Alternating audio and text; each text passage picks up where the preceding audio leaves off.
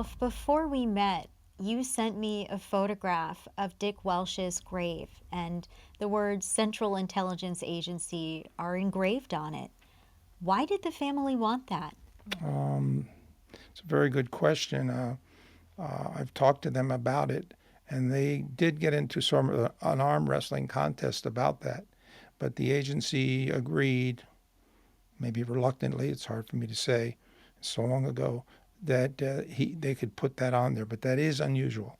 That is unusual. I think it's a point of pride for the family, and of course, they were in such shock. It was just something they never could have imagined. So they wanted that Central Intelligence Agency on there, and they were proud of it, and they fought for it. And this is a man who had deep knowledge and deep admiration for the country of Greece. Before we get into his murder, can you tell me about a moment that you shared with him when you, as well, were working for the CIA in Athens? I didn't have many private moments with Dick Welch because I worked as a junior officer. My boss was really Ron Estes, who was Dick Welch's colleague. I did go out once socially with Mr. Welch and his wife and Estes to a wine festival, and I had been honored by Estes to have that outing, which was unusual because I had just had a success in the office, and he wanted me to meet Welch because I guess he thought I had a good future. It was only for a couple of hours, it wasn't a dinner. He was sizing me up. I felt I was being sized up, but I was happy that Ron Estes was there because Ron Estes knew me for over a year and a half and knew that I was successful and called me Ralphie. So that's sort of a diminutive of, as you know, of Raphael. And I could tell that the fact that Estes approved of me meant a lot in terms of how Welch felt about me. What did you think about Welch? Surprising just how erudite he was, how intelligent he was. You could just there was no joking around. He's a serious guy, and he had a moral standard which I've learned about from his family and Ron. But he was just so senior to me. It was like being a rookie in baseball, and one of the big stars says hello to you. Tell me about the relationship between Dick Welch and Ron Estes, because that seems significant. Well, it's almost mystical, not just mythical, it's mystical. Their relationship is like none other that I've ever seen in the agency. And I've been with the agency basically since 1967, and then after I retired as a contractor with the agency. I've never seen a relationship, a friendship, that was so strong and two opposites. Estes was a Arlington, Virginia. I think he went to Williams High School, and then he went to Virginia Tech. He was a combat officer, rifleman in the Korean conflict, and he came out of that, and joined the CIA. He was a Marines Marine. Welch, on the other hand, went to a very highly rated, famous high school in Providence, Rhode Island called Providence Classical, which he started learning classical Greek in high school. And he got a scholarship to Harvard. He studied the classics. He was a linguistics officer.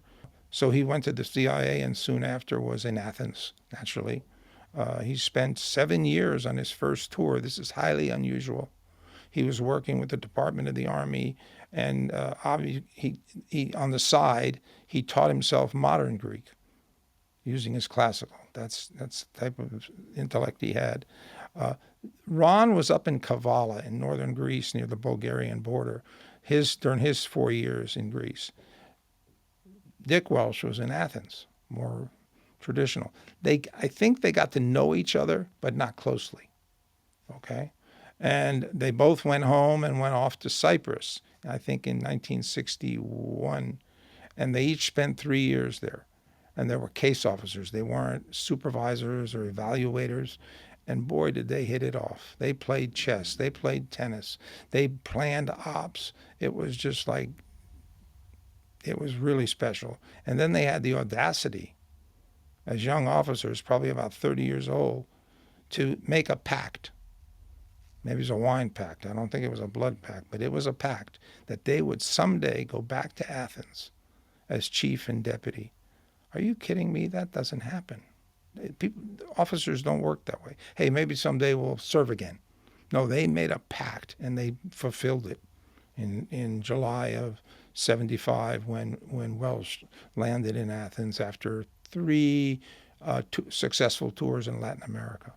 And all the more heartbreaking that then 6 months into Right. working in Athens, he was killed. And not only killed, but Ron Estes was having dinner with his wife Luba a block away, and the driver rushed up to Estes' apartment and told him that Mr. Welch had been, there were shots fired, is what the driver said. And Ron grabbed his pistol and headed up the street. Probably ran up there. It was probably a minute, and he held Dick Welch. Well, Dick Welch expired and died. He was shot point blank, 3 shots, by a coward. And this was December 23rd, after he had returned from a Christmas party at the U.S. ambassador's residence. That's right. There was a new ambassador that came in 75 too, Jack Hubich, and they had been there for a Christmas party, and the driver drove them home, which was probably less than a 10-minute ride home, and the Welshes were in the back seat. And when they got to the gate of the house, a tradition Mr. Welch had as a gentleman, he would get out of the car and open the gate for the driver, so the driver didn't have to get in and out twice. It's a very kind gesture. Yes, very kind gesture, and tells you a lot. And as he opened the gate, he was told I'm not sure if it was English or Greek, by the terrorists, by Eutopoulos, that's who I think was the killer, to put his hands up. And he figured it was a robbery. He turned around, and the distance between the two of us, 3 bullets to the chest. And he was declared dead on arrival at the hospital. He died on the way. Ron Estes, being thoughtful and being such a good guy, he insisted that Mrs. Welch go in a separate car because he knew that he was either already dead. He told me from the gases, he smelled gases that were similar to his in Korea. So he didn't want Mrs. Welch suffering in the back seat of the car as they went to the hospital. So a policeman took her in his car to the hospital behind Ron and Dick Welch. A nightmare of a night. Yes, again, it didn't happen in Beirut. It didn't happen in Colombia. It didn't happen in spots where I'm not picking on those 2 countries, but Athens just never had a background or history of political violence. And there was a confidence that we all had that this is something that happens in the Middle East, or this is something that happens in other parts of the world. And that changed everything. That night. So this must have been such a shock to you. Tell me about when you found out and how the station responded. The station responded, I hope this doesn't sound negative, awkwardly, because there's no training for this. There's no background for this. Very few of the officers in the station had military backgrounds. Very few of us had guns.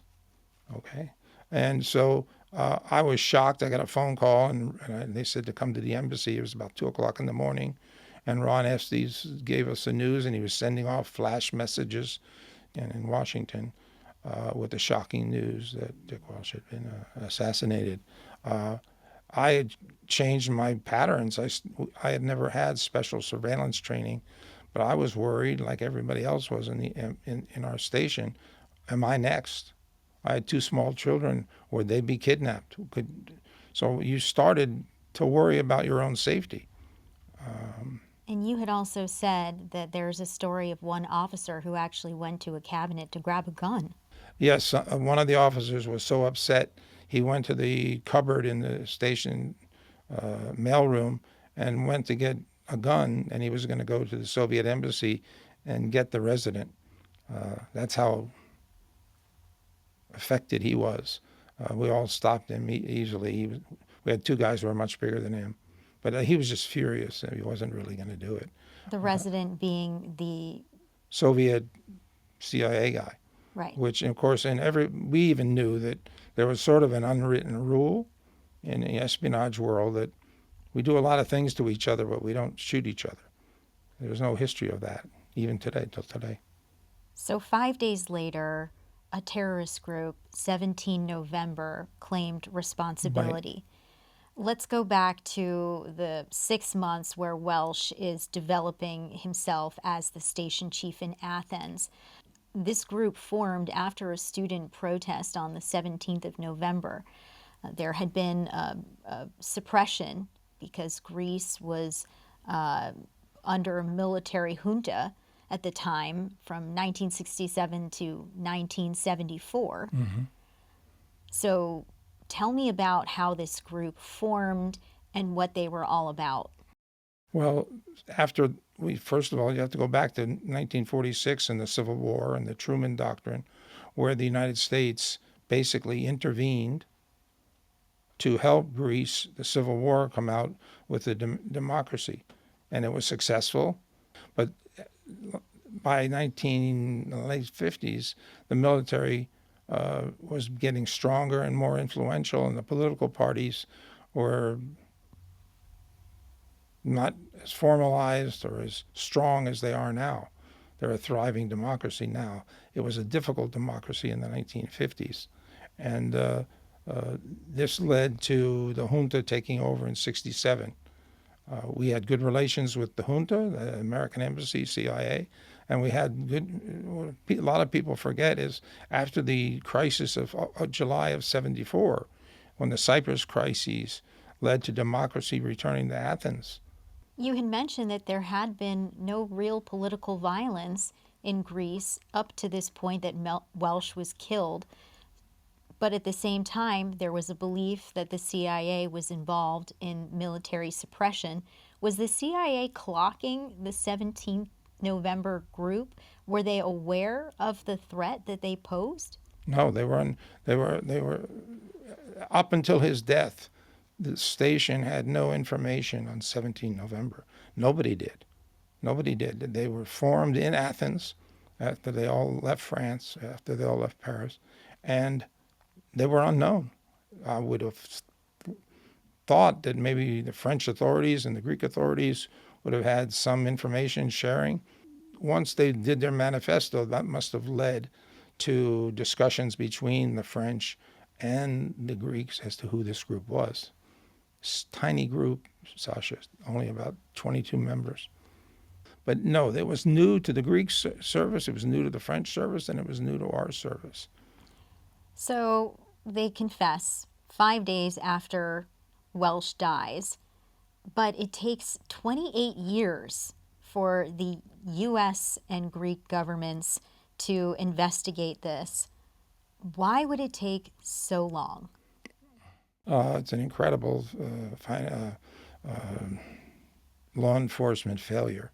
The failure is an historical anomaly which is hard to accept. And I've studied it a lot. I've talked to different people on both sides of the issue, and it's a disaster. It's a disaster, and there's no excuses for it. It led to 3 more Americans being assassinated.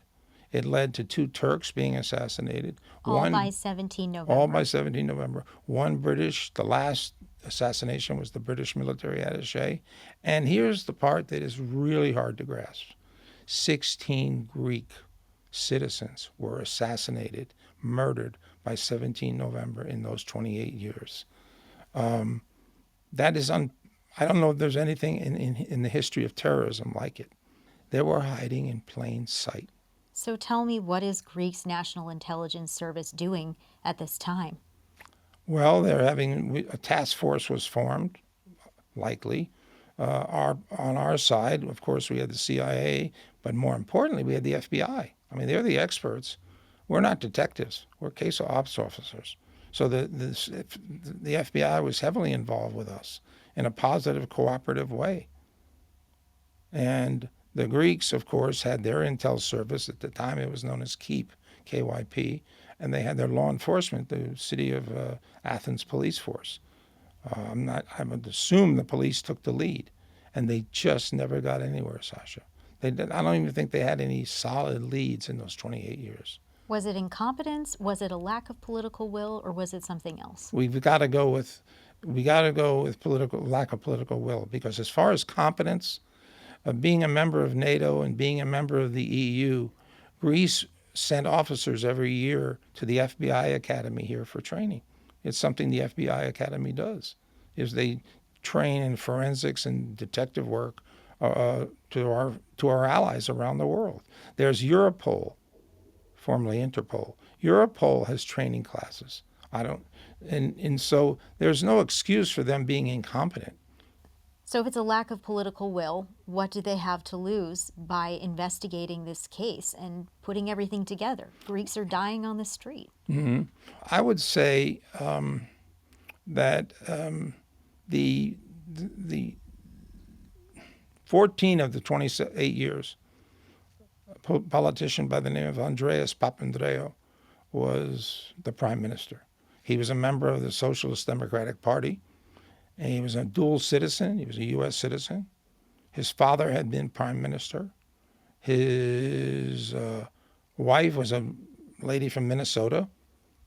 He was a Greek American, and he had a violent, vitriolic hatred for the CIA. And for America. He was the most anti-U.S. politician in Europe at the time. Why? Because he blamed the CIA and the United States Embassy for his father's downfall in the mid-'60s. He felt that the USA should have supported his father, and he just harbored a hatred. And I know I'm using strong words, but those are the right words for Andreas Papandreou. He was a good prime minister, but when it came to America, negative. And I feel, this is my own little theory, that those 14 years, the people in law enforcement and the people in the keep, I wouldn't want to be the guy that goes into the prime minister's office and says, Mr. Prime Minister, we made the Americans happy. We got 17 November. There was just something about his 14 years that would have, life just went on politically with Papandreou in charge. I'm not saying that the police or Papandreou or Keep pulled triggers. They just didn't have the political will to succeed, and it's a shame. It's an amazing story in Greek American relations. What about the other 14 years? Day by day. Oh, sure. I mean, is there progress being made? I imagine Congress is putting pressure on the CIA to come up with answers. This is the most high-ranking CIA official who's been killed. Sure, and 2 military attaches and a sergeant from the air base. Absolutely. And as I said, there's cooperation. We had the FBI helping us. They had the competence. There's no question about that. I wasn't serving there at that time. I have no idea. I do know that I knew a couple of the bosses who worked in Athens, and I know how hard they worked. They had a special group of people working on this subject with the Greeks. But, it's Greece turf. And that's the way it was there. I mean, we had to defer to them. So what finally took down 17 November? They took themselves down with an accident. And what happened was, I think it was in late 2001 or early 2002, one of their bomb guys put together a bomb, put it in his backpack, and went to the port of Piraeus to do a mission. And something happened with the timer, and it went off. Sasha, it went off, and it blew off his hand. And he got away naturally. Even though there are police at the port, but I'm not. He got away and left his backpack, so they could do forensics if they knew how to do them on the backpack. I'm sorry, on the bomb. And in all of that work, they found his ID card, true name ID card. These people didn't operate in alias. They didn't operate with a lot of tradecraft. They were just out there killing people. And his ID card showed his face. Showed his face. The face was sort of burnt, or it just the piece of paper or the cardboard was disfigured. You could make out a little bit of a face. And the Greeks did one of their best things they ever. Remember, this is 2 years before the Olympics. This would not have been a good thing for the Olympics and attendance. And the Greeks did a wonderful thing. Their minister of public order got a hold of a newspaper by the name of Tovima, a daily, and he had them put into their newspaper this photo, sketchy photo, bad photo. And sure enough, I know two grandmothers who lived in the apartment building where the terrorists lived were messing around with the paper over coffee, and they looked and they said, "We know him. That's Savas. He has an apartment on the third floor here." And just like they put in the newspaper, if you think you know this man, go to the police immediately. They went and walked around this corner and walked into the police station and said, "We know this man." And the police went to the apartment building and never believe what they found. They found weaponry, they found explosives, timers, a lot of leaflets and propaganda. So they were busted. And when Savas came home, he was arrested. And then he was tricked into talking, and he gave up the names of his colleagues. And that's how 17 November was caught. So it's my understanding that because he was killed in 1975, the statute of limitations has now run out on his killers. So what happens to them? They were sent to jail for life sentences for being involved in the other killings. See, because the other killings happened way after 75. The last one happened in 2000. So there was some justice ultimately, but not necessarily for Welch. Right, not necessarily for Welch. That's the point. That's what hurts me and the family.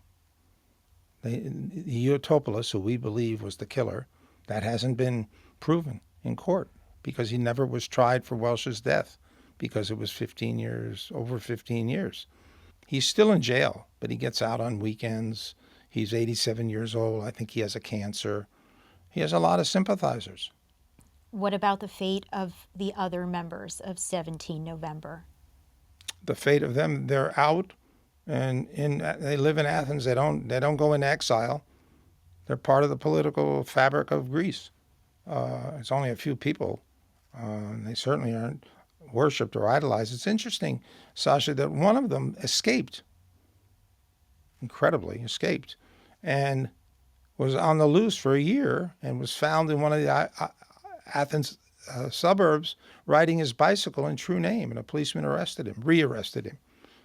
He was able to go back into daily life. Yes, daily life. Got himself a bicycle. So unfortunately, Welch's family didn't see justice in Greece for his assassination. But here in the United States, there was a shift after his death, the Intelligence Identities Protection Act. Tell us about that. Yes, it protects the identities of those who are working for the CIA and other intelligence agencies that we have, and that it's a crime, felony, to give out the names, publicize the names of people who are working in the CIA. And it was a big step forward. Prior to that, prior to 82, the background is that Welch, when he took over his position, there was a debate in his family. He and his wife debated whether they should live in the same house that other predecessors had lived in. So they decided to stay in that house. I believe, though, Sasha, whether they would have stayed in that house or not, 17 November would have found them. It would have been easy. He had a driver and a little Falcon car. It would have been easy to follow him home from the embassy. We knew what he looked like. They knew what he looked like. And very few people in the embassy had drivers, the ambassador and the CIA chief. And also, his identity had been revealed in a local newspaper. Right. So, incredibly, the local newspaper, and it wasn't some fly-by-night newspaper, it was one of the major newspapers, Athens Daily News, which was an English language and Greek language newspaper, printed his name and his address, and other CIA people that they had names from the book of AG. So these names were now public. Shouldn't that have been a moment when the agency decided to step up their protections if people's identities were exposed? Yes, but speaking of Athens, I can only comment on Athens. We all started taking precautions. Naturally, his successor moved into a totally different neighborhood 3 months later. Imagine the courage of Ron Estes. He stayed until April of '76, and God knows there was a target on him. His name was in the book, but interestingly, no other CIA people were ever targeted by 17 November until they were brought down in 2001. Why are you trying to keep his story alive? You didn't know him very well. You're not related to his family. Why you? I live in Melbourne, Florida, and Ron Estes, until last October, lived in St. Augustine. And I would go up and have lunch with Estes because he meant a lot to me, because he influenced me in that first tour in Athens. And we would go to lunch, and I would tell him that I started a sort of a project to memorialize his buddy, Dick Welch. And as we'd meet every 2 or 3 months, I'd tape him, I'd get his notes. He's the best. And so what I decided to do, and I told him, is I was going to work on a project to honor Mr. Welch as much as possible with newspaper articles and different activities. And one of the last things he ever said to me was, "Ralphie, I want the Dick Welch project to be my legacy." Well, when he said that to me, I was full blast. And that's the way I still feel now. His family is still in St. Augustine. He, as well as Welch, are, for me, legends in the CIA. And the fact that they were so close together is a memorable thing. So I'm sort of doing it for Ron and his family. So in honoring Welsh, you're honoring your friend Ron Estes. Honoring, I'd say, more like fulfilling his legacy. One of the saddest things he said to me in my talks with him, I said to him, "Ron, how often have you been back to Greece?" Because anybody who's served in Greece always goes back. And Ron said, "I couldn't go back. I never went back." That hit me. What do you want people to know about Welsh and Estes? Well, they were heroes. They were heroes. And the word patriot, and when you think of working behind the scenes in the CIA, which, and not a lot of credit, these two guys were really special. These two guys were really special. And the friendship they formed, and that silly pact about we're going to go back to Athens together. I'm sure in the Human Resources Department at CIA, they were laughing. These two guys think they're going to go back. No, one guy will be in Chile and the other guy will be in Hong Kong. So there's something about their relationship that means a lot to me, because I have close friends that I've kept in touch with and joke around with and eat cheeseburgers with when I come up here to Washington. So yeah, I think the highlight is their relationship. Ralph, thank you so much for your time. We appreciate you keeping Welsh's memory alive. Thank you so much. It means a lot to me to hear that. Thank you.